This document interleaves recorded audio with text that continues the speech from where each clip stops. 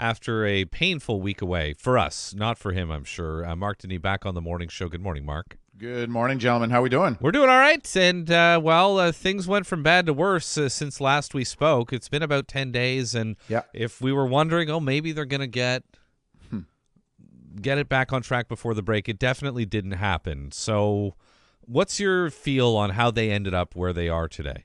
Yeah, well, they stopped the slide in San Jose, but that was only temporary, right? So losers of 8 of 9 now, and I don't know if I can pinpoint one area. I think there are a few elements that are facts, and some of them I'll just chime in with my opinion. I mean, obviously, at this point, you're not getting the balanced scoring you were, and you're not getting the above-average goaltending that you were. So these two elements right there for a team that is not part of the at the top elite, that will usually change a close win to a close loss really quickly, right?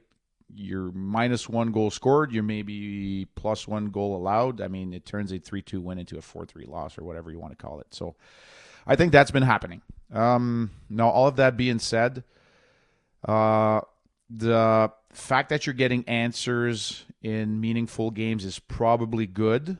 The fact that you're not getting the answers that you would hope for is not that good for the future. And now you have decisions to make, because from what I'm hearing, a lot of teams are considering the comeback from the Four Nations as a bit of the trade deadline, meaning that they want their players or rentals for the 4 to 7 more games, depending on which team we're talking about, to get ready for that race, because it's going to be a long one and a tight one. So, you have now, being faced as a management with some tough decisions, and as a team for, you're looking for solutions. So, and that's the collective part. We can get into the individuals if you want to, and I'd be more than happy to do that. But that's how I've seen this, from going from the stats, the two facts of the offense and the defense, and the results, and my opinion on why now, this is not materializing to success, but into a slide in the standings. Looking at the great run that they did have from mid-December on to mid-January, what's the takeaway? How much positivity can you take away from what that was? And I know a lot of people are really down now because of the way it's gone since then, and then the way it went before then, but what should be the takeaway from that long, sustained stretch of success? Well, it's a small margin, right? We're reminded of that, and this is not Blackhawks, Sharks territory. Montreal is, and we were reminded over the weekend. Very close. It's a small margin, but we were also reminded that the Montreal Canadiens are not there yet, playing 2 good games and losing 2, clear-cut regulation losses against Jersey and Tampa. What are the good takeaways? Many very positive ones. I think that a lot of the players that are with this team and are hanging around for the future have shown that they can do it for a stretch anyways. Haven't shown for an 82-game season yet. So we're talking about a point a game for Caulfield and Suzuki. We're talking about solid goaltending over a prolonged period for Montembeault. We're talking about, Lane Hudson definitely still developing, but, ready to be on the big stage, not overwhelmed or, wide-eyed in front of the shining lights. These are all very positive. And I do think that the supporting cast is definitely there. What's missing is kind of the in-between. You need somebody to follow pace with Suzuki and Caulfield, which Slav hasn't shown yet that he can do for a prolonged time, period. And you need the secondary scoring to come from somebody else than your fourth line that was filling up the net, right? Was it 15 goals over that month and a half for Evans, Armia, and Heineman before he was injured? So you need somewhere in there. Call it a second, call it a third line, whatever you want to call it, but you need somebody there to pick up the slack. And recent examples are Nico Hischier from Jersey. They're really missing him big time because he's the leader. He doesn't make mistakes, but they also have Hughes and Brett who can actually break a game open like they did against Montreal because they're so explosive and so dynamic. So there's something missing there from Montreal, right? If Suzuki is Montreal's Hischier, then who's Jack Hughes? Am I making sense? Yeah, here? absolutely. Very much. Or the other way around. I mean, it's just that one little, because I think in that stretch, and you guys correct me if you've seen it wrong, it's probably not the right players right now to win a Stanley Cup, but everybody was fine with how the Dvorak line was, chipping in with their PK and getting energy, and then Evans was scoring. They were scoring more than enough to be a third or fourth line.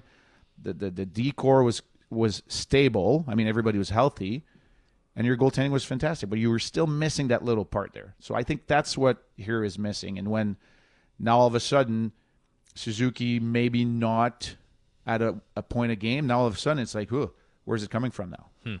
1 point in his last 6 for Suzuki going into the break. Yeah. He looked like a guy, by the way. Yes. I'm not blaming him. No. I'm not saying he's playing bad. I'm just saying production is not a guarantee.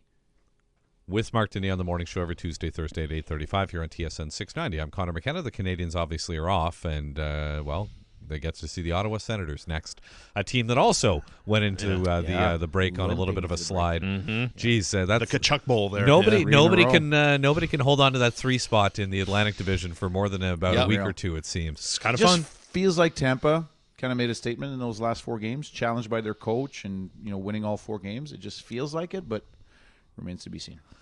Sean. So nice to bring in Nick Suzuki into the conversation for a second, because there are so many different areas I'd love to talk to you about as it relates to Juraj Slavkovsky. Another wake-up call, whatever. He got it. To me, Sunday, he looked much better after MSL pulled him from the Caulfield-Suzuki line. Agreed. So I'm going to stick with, I guess, what I think happened, and I'm curious for your insight into that.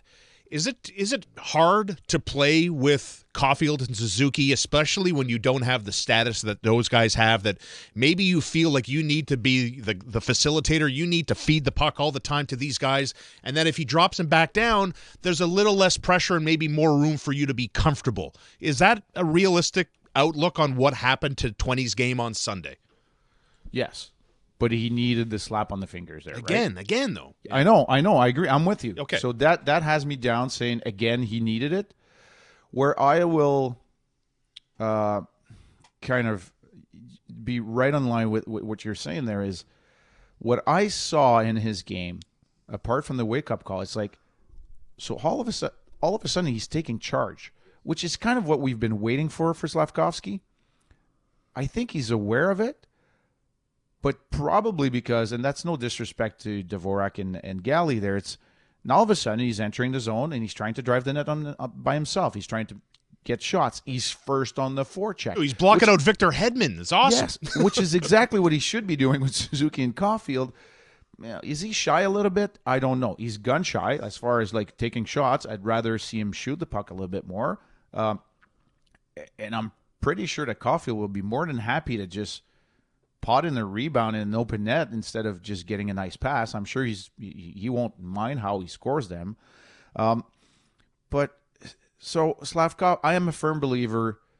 I think at this point we'd all agree he's not a Celebrini, Bedard, McDavid, Crosby generational number 1 pick, Slavkovsky. And I do believe that players of his with his assets take a little bit more time to develop. But we should be at the point where we should see it for prolonged periods, which we haven't as far as what he brings. But like he should be the first guy on the forecheck. Players should be afraid. Like defensemen should be afraid of pivoting when he's in your hip pocket because you know you're going to get hit or you may lose the puck and they may end up with a scoring chance. So now all of a sudden you're playing on your heels a little bit against Slavkovsky. That's what it should be like on a shift in and shift out basis, which is not, but was there for that game on Sunday. If you guys caught any of our broadcasts, and it's fine if you didn't, but at the end of the game, he was there when they pulled a goalie, and I said in the snippet of his game right there, he deserved to be demoted to the fourth line, but he also deserves to be there at the end of the game because he played that well afterwards. That was the game I saw for Slavkovsky, and he shouldn't need the first part to get the second one.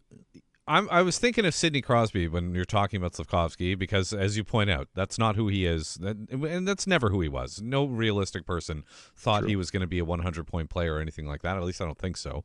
But that Crosby work ethic, that that obsession with hockey and being the best hockey player you can possibly be, and coming to Montreal early and getting ready, and he cares. Like he very clearly cares about this Four Nations face-off, and he cares a great deal about hockey. Yes. I don't want Juraj Slavkovsky to be that, but Is it fair to want more of that from him? Like a little bit of that, to show a little bit of that? Does he have enough of that, Mark? I think he does. I think he cares. There's sometime a different way for him to manage it. I think he's still young in that way. What I'm talking about is laughing things off or joking about it. I really believe that he gets it. I think he gets it. He's been under the spotlight for a long time in Slovakia. He gets it. He gets it. But you know what?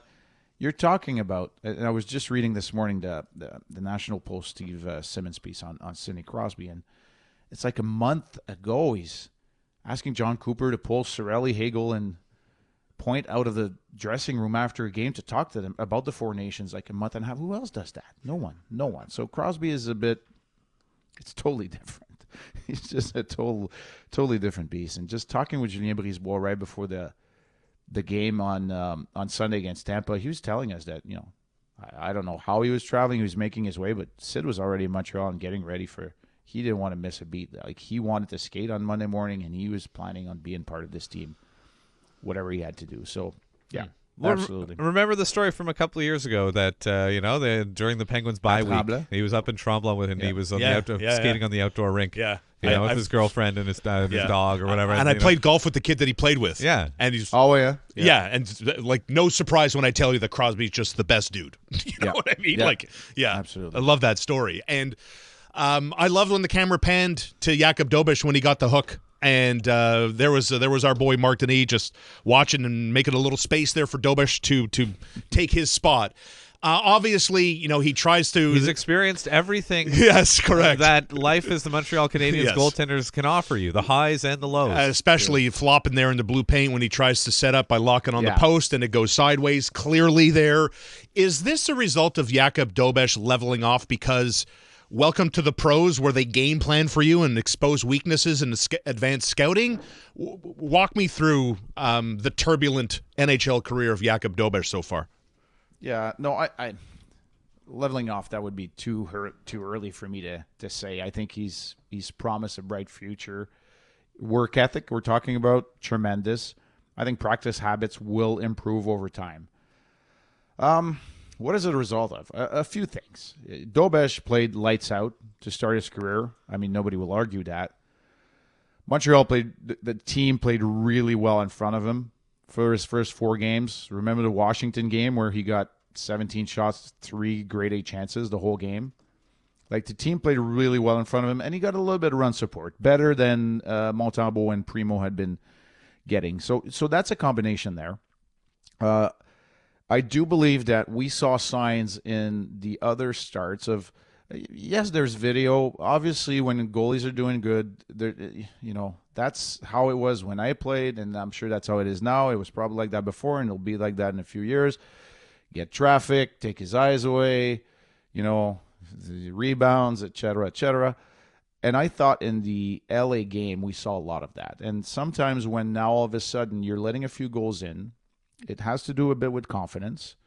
He didn't lose his structure, but he was a little bit more hyperactive in his crease, which a lot of young goalies do. I mean, remember Marc-André Fleury early in his career? Like, way hyped up in his crease. Like, way too far left, too far right. And basically what I saw in Dobeš is him looking left, puck going right, and all of a sudden, to prevent that, instead of being at the very top of your crease, you're 3-4 inches back. Now the big body of yours is a smaller body of yours, and LA takes advantage of it. Tampa took advantage of it. Definitely not to be blamed in the first 2 goals, but he wasn't squared to Hedman when Hedman puts it in. I know it's a 4-on-1. I know. I'm not blaming him. And then that third goal where, loses his balance, he goes, to me, and you know what? It's not funny. It's very accurate how you described it, Sean. He was flopping. Is that what you said? Like, yes. He's on his belly. Well, he lost the post there, as you know. Yeah. But if you look at it, yes, he loses the post. But why does he lose the post? Because he tries to poke check or cut a pass that is way too far out. Gotcha. And is now all of a sudden, stomach goes first, lose your post, balance. And I think to me that's one extra move, unnecessary, instead of getting the post and pushing. I'm not saying he makes that save, by the way. I don't know. And I think for momentum changes, for the sake of the young man who just allowed 3 on 8 and really didn't make any save on a scoring chance or anything like that, you're not getting the save that day. So you're trying to make hay, and you didn't travel, and you're still trying to win that game because you're not playing that bad, right? You just big boo-boos, like huge mistakes end up in your net, and you're trying to change momentum. So I'm sure there was a talk between, definitely Eric Raymond and Jakub Dobeš, and that's also part of the learning process, right? You don't know what you're made of until you face adversity, and a little bit of adversity for Dobeš is not that bad. But might come a point, and that's a question. I don't have the answer, and I don't know about you guys, but it might come a point when you're figuring out, you're asking, is this what you want now? If this is how it's going to go for the Montreal Canadiens the rest of the way, is this what you want for Dobeš, or do you want him to lead your team in Laval and see what happens? Well, meanwhile, Caden Primo, 10 wins and 10 tries. Yeah, well, that's what I mean. Yes. So what's your how do you handle that interesting situation? I guess this is exactly how you want it to go when you send a guy down, especially under the circumstances. So how would you draw it up the rest of the way? Yeah, that's what I'm saying. It's a really good question because I know the stats. I've talked to people, but I have not seen Caden Primo play. I'm being totally honest here. I haven't seen a game. I've only seen highlights, and I know he's won the games. So I don't know. The makeup of Caden Primo, like when he was sent down, I think it was heaven sent for him. Like he was like, oh, get me out of this pressure cooker here where I can't make a save at the NHL level. Now, has it been? Is it good enough is not the word because he's definitely been good enough, but has it been productive enough for him, for his approach and his attitude to come back at the NHL level and play a game every week the rest of the way, which means what? Means 7 starts, 8 starts maybe until the end of the season? Because that's what you're going to need, right? Most likely than not. So it's an interesting question. It's an interesting dilemma. The same as with the decisions coming up for Kent Hughes. Yeah, but I remember, when the three of us talking about what we think the future of the goalie position inside the organization is going to look like, and I agree today with what we said back in the day about how we can envision a Laval tandem of Fowler and Connor Hughes and Montembeault and Dobeš full time. So, in my head, when Connor asked you that question, I'm like, okay, maybe a little bit of reset for Dobeš. He's playing in front of the best team in the American Hockey League. Primo comes back up. Maybe he looks good, and maybe there's another trade angle there. I'm speculating. I don't know, but if he comes out here and catches fire for a minute, maybe a team looks at him and says, Ken Hughes, let's make a deal. Yeah, I don't know how much interest he's getting around the league at this point. I'm going to say it's none, but sure. If it's there, yeah, sure. Why not? But I'm with you. I'm still on path with the plan you just elaborated. You just mentioned. It's just that in the meantime, there's like 28 games. 28 at this point? Yeah, 26. So 26 games here. What do we do here? And the same question is going to come to the forefront with Beck versus Dvorak and Evans. What do you do? And what do you do with Reinbacher, who's coming back healthy here really soon, and Mailloux? Are you putting them in a bad position? If you trade Savard, are you putting Hudson in a bad position as well? You don't want him to play more. So there's a lot of moving parts at this point on what's very important decisions for Kent Hughes. I think in the past seasons you didn't even require to ask these questions because you needed the picks and the players and the prospects. At this point, you just need to do the right thing for the prospects that you have. It's a little, I don't think it's as clear cut. It's not as clear cut. And obviously, if you're really far apart in the numbers with Evans and you're getting a first pick, I mean, maybe it makes it easier. I'm not sure it's on the table at this point. Mark, great to have you back. Thank you. Absolutely. See, you texted me yesterday, like, are we doing this in the break? I'm like, yeah, sure. See, we had plenty to talk about it. We didn't even talk about the Four Nations. I know. Yeah. What do you think, Aiden Hill? Yeah, I think so. I think it goes that way. I think Sam would be fine. If it comes to goaltending, it's too bad for Canada. I don't think it should. I think you just need good goaltending. I think you need good goaltending, and I think all three can provide that. I'm not saying it's the best group of goaltenders ever for Team Canada. I think nobody's ever said that about this group. I think it goes Hill. Okay. They know at this point, right? That's what John Cooper told us yesterday. Yeah, they was going to tell the guys last night, so everyone knows except for us. Yeah. All right. We'll know shortly here. But you know what? I think it's a made-up tournament. It doesn't have the history of the World Championships or the prestige of the Olympics. But you know what? I'll watch. I'll watch from a distance. Not as invested into the left skate of the first forechecker and all of this. Oh, wow. You know what I mean? No, the point is I do this 82 games for the Canadiens. I'm going to watch it, probably have a beer and watch a game, and then, see it from a different angle and perspective. And Canada gets to use Canadians' locker room, right?